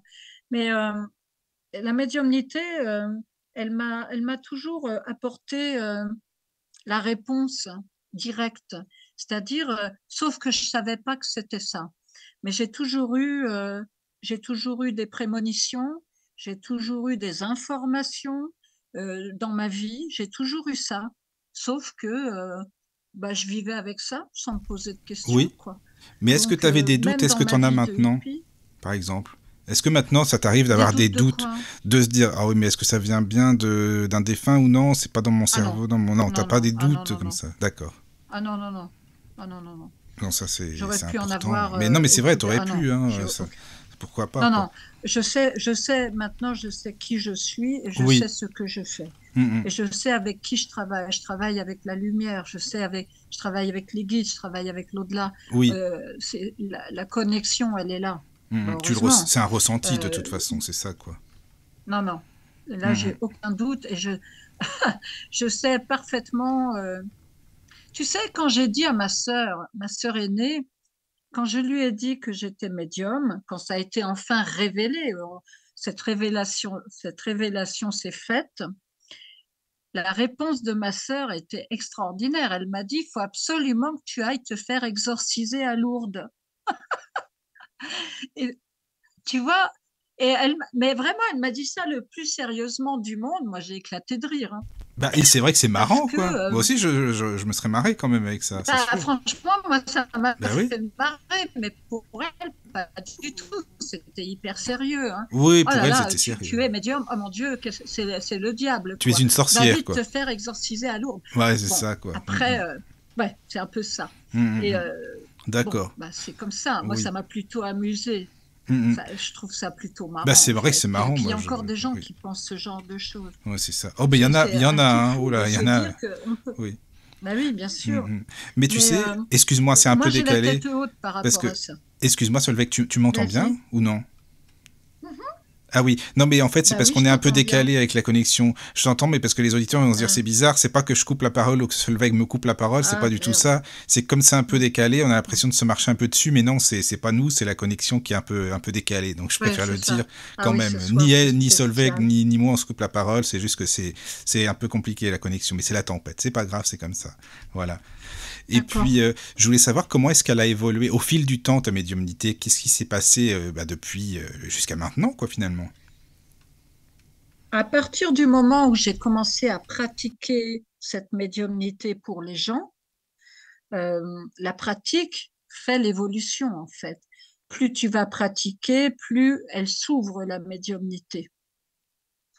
Et elle évolue, la médiumnité. Je ne fais pas la même chose que quand j'ai commencé. Quand j'ai commencé en 2008, la médiumnité était moins profonde, elle était différente. Elle était bien, mais elle était moins profonde. Et petit à petit, il y a une évolution qui se fait. Moi, je le vois, j'en suis consciente. Et c'est de plus en plus relié au monde spirituel. Après, voilà, moi, je peux parler que de ma propre expérience, hein. Je peux pas parler Oui, de oui, bien sûr. l'expérience des autres médiums, Mm, mm.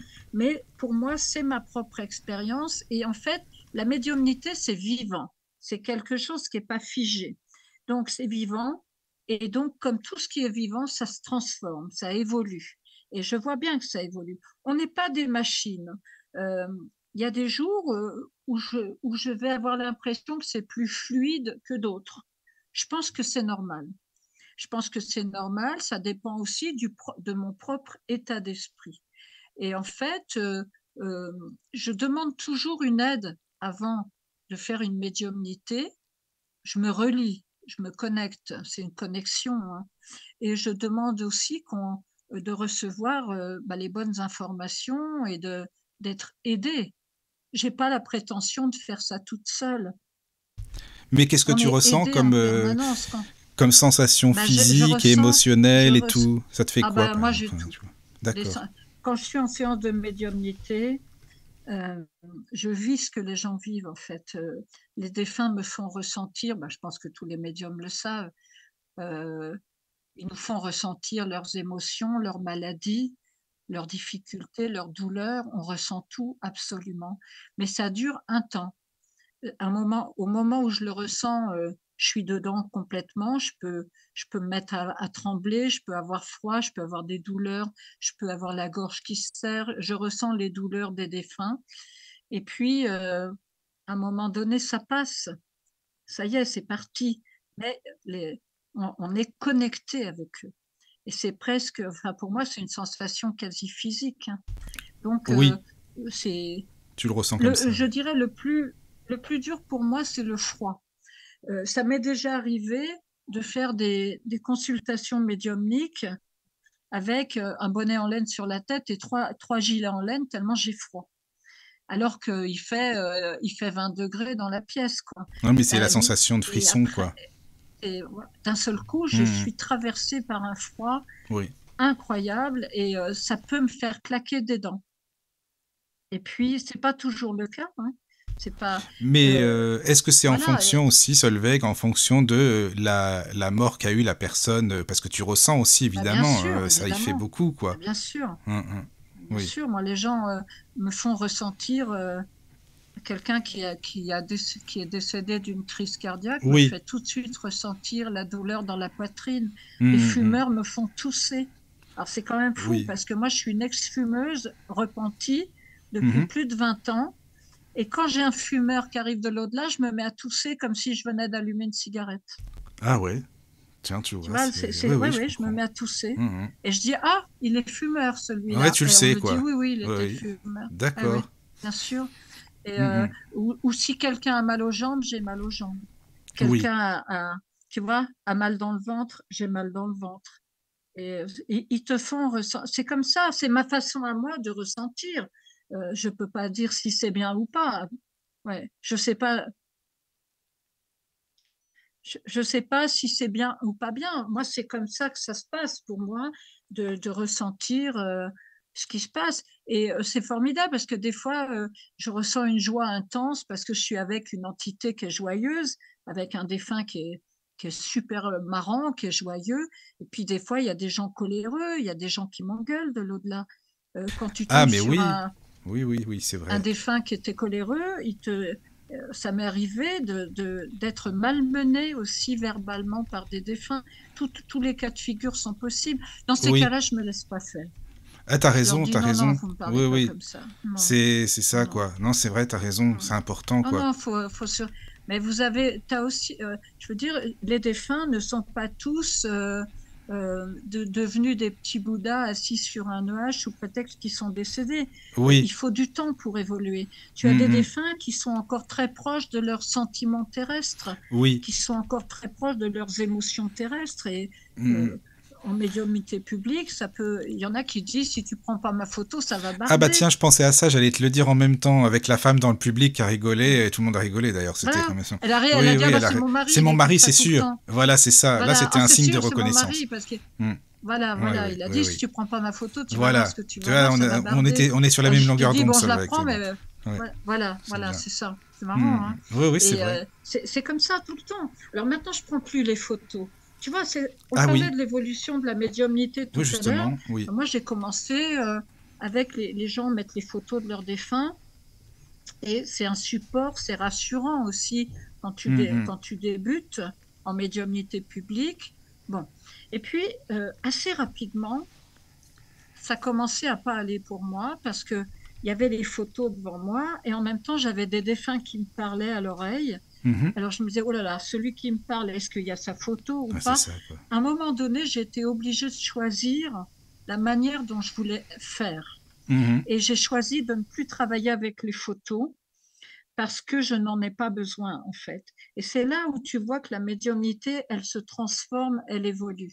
Et donc, Oui, maintenant, je travaille en médiumnité directe, d'accord.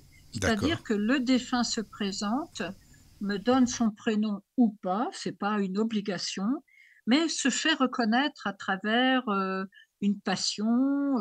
Alors, bon, bah, j'étais en médiumnité publique là hier justement. Il y a un monsieur qui faisait beaucoup de ski. Il a décrit à quel point il aimait le ski. Ça peut être un monsieur qui adore le golf, ça peut être...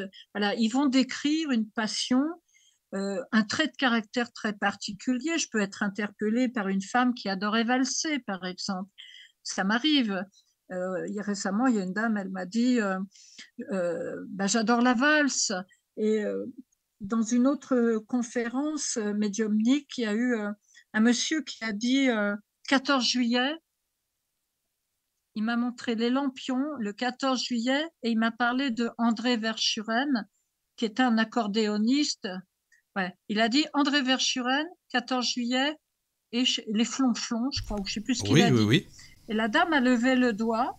Elle m'a dit, mais c'est incroyable, Solveig, parce que c'était le dernier message de la journée. Et elle a dit, je savais que c'était votre dernier message parce que j'avais annoncé que c'était le dernier. Et j'ai dit à mon père, papa, tu viens tout de suite, c'est maintenant ou jamais, tu vas dire 14 juillet, André Verschuren et les flonflons. Et c'est ce que C'est j'ai fou, dit. ça, c'est bien. Et là, elle m'a dit, j'ai dit, bah, moi, j'ai pas de mérite dans l'histoire, merci à votre papa. Hein. Bah, oui, mais en même Je veux temps, dire, tu moi, je sais, suis juste. Solveig, pour les gens qui vont te dire, oui, oui, mais tu lis dans le cerveau de la personne, tu pouvais pas le savoir, tu l'as pas inventé. Donc là, Oh, c'est mais pas une bien sûr question de que lire dans non, le tu lis pas. cerveau.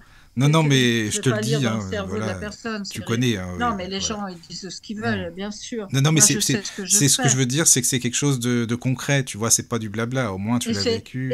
si tu veux, quand tu vis ça, elle a dit, je savais que c'était votre dernier message, et j'ai dit à papa, je t'en prie, papa, viens, c'est maintenant ou jamais. Tu... Et elle a dit 14 juillet, enfin bref, voilà, et ça, c'était magique. Moi, je Oui, suis oui, oui. comblée quand il y a ça. Je Oui. dis merci, merci, Ah, merci. c'est vrai, t'as Parce raison, que, c'est important. ben voilà, c'est C'est magique. ça. Et puis, Oui. elle a eu son père, elle a eu le message de son papa. Et puis, comment douter quand tu as ça? C'est ça, T'as pas exactement. besoin de Tu douter, peux il faut pas pas. Non, non. douter. Non, mais on est d'accord, mais tu sais, C'est moi pas je la suis toujours à peine. poser des questions, j'aime bien, hein, tu vois, Solveig, c'est mon truc, j'aime bien, Non, c'est non, mais un toi, dialogue, tu je me veux dire, connais, voilà. je m'adresse aux gens qui peuvent Oui, je douter. sais Le bien, je sais doute bien. fait partie de la vie. Moi, je comprends très bien que on peut pas tout prendre pour argent comptant. Puis il faut pas Mais tout prendre comme argent comptant, de toute façon. c'est bien aussi de croire, parce que le doute, c'est quand on doute trop, Hmm. faut toujours la preuve de la preuve de la preuve. Oui, Et oui, ça, oui. on l'aura jamais. Ah ben ça, On l'aura on l'aura jamais. bientôt, enfin plus tard, je veux dire, mais pas sur Terre, peut-être pas ici, Ouais. enfin, Voilà. Mais voilà. tu peux pas. Quand on fait de la médiumnité, moi souvent je dis aux gens, vous savez, c'est un contrat. Je dis toujours aux gens, c'est comme chez Darty, c'est un contrat de Oui, confiance. c'est vrai que t'as Si on raison, ne c'est se vrai. fait pas confiance, C'est si on se sûr. fait pas confiance, on le fait pas. Voilà. On est d'accord. Moi, pour moi, c'est le cœur qui parle. Oui, Je oui, oui. fais avec le cœur. Oui. J'ai rien à prouver. Je suis pas là Mais pour faire un numéro de musical. ça se ressent de Et toute façon. je donne ce que j'ai à donner. Ouais, non mais avec toi c'est toujours dès le début je l'ai ressenti comme ça quoi, donc voilà. Alors je fais juste une parenthèse, Solveig, excuse-moi, parce que comme Caroline, je le dis hein, aussi pour toi et pour les auditeurs, elle m'a laissé un message sur WhatsApp, sa connexion elle a sauté, elle a plus de Wi-Fi avec la tempête. Bon bah comme ça on le sait, mais c'est Je suis dommage. désolée pour elle. Bah ouais, c'est vraiment vraiment, dommage quoi, parce que en plus elle avait c'est plein de dommage questions. pour elle. Elle écoutera en Elle a lu le replay, mais je livre. trouve Oui, mais ça. c'est dommage, c'est qu'elle a lu le livre et puis en plus elle avait plein de questions quoi, donc c'est vraiment dommage parce qu'elle avait bien On ne peut préparé. pas faire autrement. Là, Bah tu vois, écoute, c'est les aléas. oui, mais bah, Il y a écoute. des tempêtes dans toute la France, en Belgique aussi. Tu On sais, peut rien Solveig, faire. je vais te dire, en fait, à mon avis, c'est un signe, c'est un truc pour dire, Solveig, tu vas revenir faire une émission, on va compléter, et puis voilà. Hein. Allez, On va avec voir Caroline, ça. on reviendra. Exactement. Non, mais on peut s'arrêter. Oui. On Attends, peut tu sais, s'arrêter là aussi, il y a des Michael, messages sur puis, le chat, hein, excuse-moi, il y a des messages, parce que comme Caro, elle n'est vas-y. pas là, elle peut pas lire le chat, donc je le fais quand même, parce que même si c'est compliqué avec la synthèse vocale, Ben j'essaie. oui. Donc il y a Jean-Marie qui a écrit, toujours là, Jean-Marie, il dit que les épreuves de la vie préparent sans doute à être un médium très empathique. C'est pour ça qu'il y a beaucoup d'épreuves. Oui, je pense qu'il a raison. Moi, je le pense comme ça aussi. Mais voilà, c'est sa remarque. Oui. L'empathie, c'est important. Mm-hmm. C'est même ce qui est le plus important, c'est l'empathie qu'on peut avoir pour la personne qui est en souffrance et qui a besoin de ce message. Pour moi, l'empathie, c'est la base. Si on n'a pas d'empathie, on fait autre chose. C'est ça, quoi. Et l'empathie, c'est marrant que Jean-Marie, tu poses cette question parce que pour moi, c'est ces souffrances-là qui m'ont ouvert à l'empathie, qui m'ont donné ça. Et je pense que les souffrances amènent à l'empathie, je pense. Peut-être pas pour tout le monde, mais dans mon cas, j'aime les gens profondément et j'aime surtout profondément leur tenir la main et leur transmettre un message des défunts. Je trouve que c'est la plus belle chose qui me soit arrivée dans ma vie, quoi. Oui. D'être capable de faire ça et de voir la lumière se rallumer dans les yeux des gens. C'est-à-dire que le message, il est espéré, il n'est pas toujours au rendez-vous, hein, faut pas croire, mais quand le message arrive, tu sens que ça se diffuse dans la personne, qu'elle est apaisée.